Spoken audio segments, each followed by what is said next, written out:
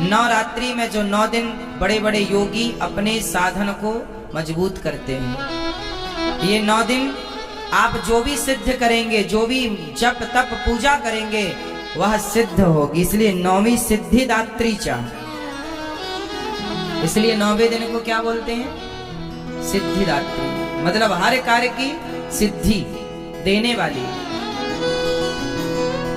प्रथम शैलपुत्री है तो दूसरी 9वीं सिद्धिदात्री,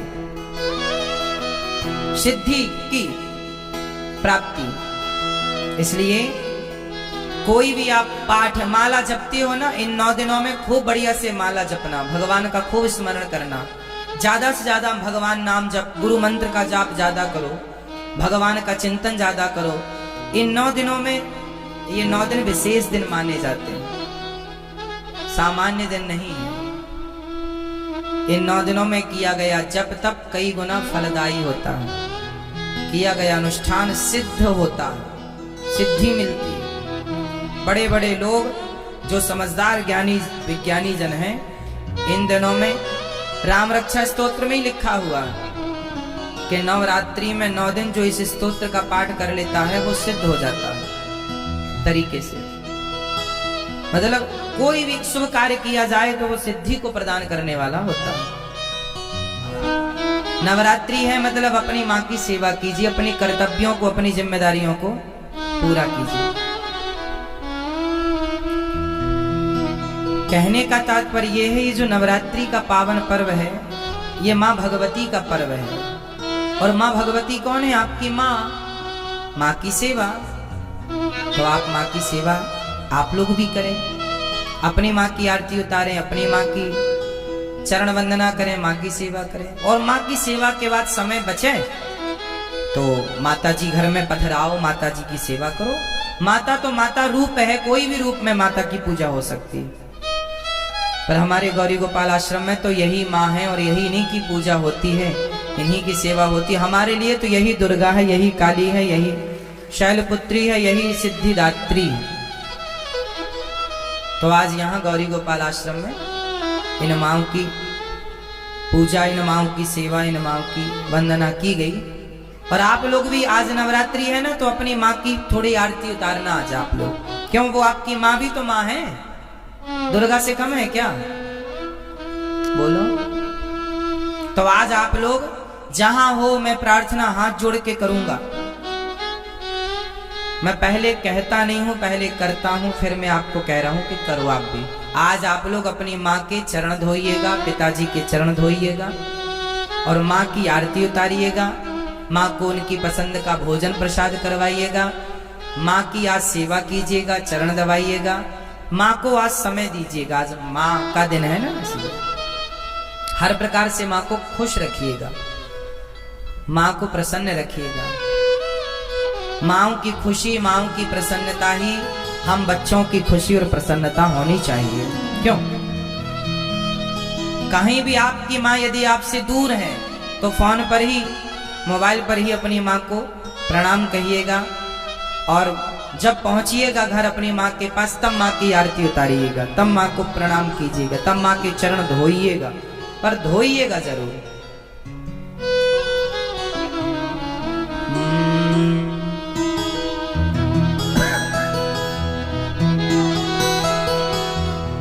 इसलिए माँ की वंदना हम लोग भूल गए हैं, अपने संस्कारों को कुछ याद नहीं है अब हम लोगों को। इसलिए कौन कौन मेरी बात से सहमत हैं कि आज से हम अपनी माँ को आरती उतारेंगे, उनको माला पहनाएंगे, उनकी सेवा करेंगे, उनको खुश रखेंगे? करेंगे ना? माँ बाप की पूजा ही कर लो साहब। दुर्गा मैया तो बहुत खुश है। दुर्गा माँ उनसे ज्यादा प्रसन्न होती हैं जो अपनी माँ को, अपने पिता को खुश रखते हैं। कोई अपने माँ बाप को छोड़ करके, अपमानित करके और तीर्थ यात्रा करे और वैष्णव देवी की यात्रा करे और पैदल चढ़ाई चढ़े। आज विडंबना देखिए ना, एक बेटा वैष्णव देवी की यात्रा करने गया मैंने सुना है वैष्णव देवी की यात्रा बड़ी लंबी है और पैदल चढ़ाई चढ़नी पड़ती है। कई किलोमीटर ऊपर वो पैदल चढ़ करके गया, वहां पहुंच गया माता जी के दरबार में चरणों में। लेकिन उसकी माँ उसकी गली के दूसरी गली में रहती है। वो अपनी माँ से मिलने सालों साल नहीं जाता। जो माँ उसे जन्म देने वाली है, जो उसकी गली में रहती है पास में, उससे मिलने सालों साल तक नहीं जाता। और वैष्णव देवी की यात्रा में लंबी चढ़ाई चढ़ के जाता है।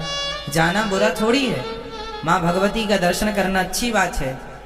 लेकिन एक बात बताओ कि वो जो जगत जननी जगदम्बा बैठी हैं, दुर्गा, वहां वैष्णव माता बैठी हैं, क्या वो ये नहीं देख रही हैं कि आप की जन्म देने वाली माँ के साथ आपका व्यवहार क्या है? आपकी रोटी की, आपके समय की उस माँ को कितनी आवश्यकता है?